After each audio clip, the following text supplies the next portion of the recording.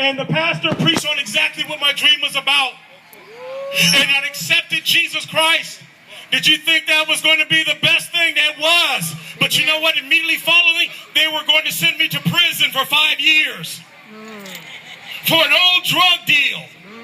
Come on. For about 25 cents worth of cocaine. My. It wasn't even cooked up. It wasn't even rocked up. And so I prayed. I asked God, I said, Lord, this is the very thing that I feared, is I'm going to the joint. I'm going to prison. What can you do for me? My pastor prophesied to me, and he said, Timothy, says, you're not going to do 5 years. Amen. You're not going to do a year. He said, you're only going to do 3 months. But I said, that can't be. They're trying to give me a nickel. And sure enough, I ended up going to prison. The judge said, you know what, whatever we can do for you, we'll try to get you off. But right now, it's mandatory that you're gonna have a felony that's going to follow you.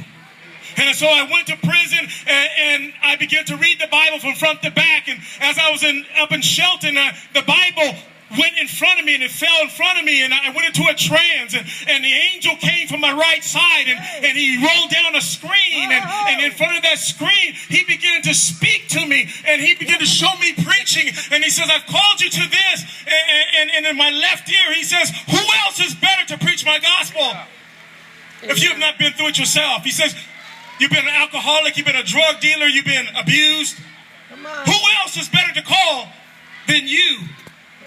And so I got off the top of my bunk cell, and I jumped down, and I cried out, and I said, God, I've never been nothing in my life. I said, if you're going to make me a preacher, make me the best. Hey, come on now.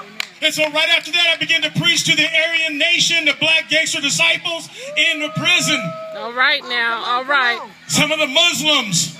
Come on. And so what happened after that is that they came and told me, and the officers of the prison stood up and they apologized and they shook my hand. He says, this prison is not meant for you. Wow. Come on now. He says, we apologize for you being here. Wow.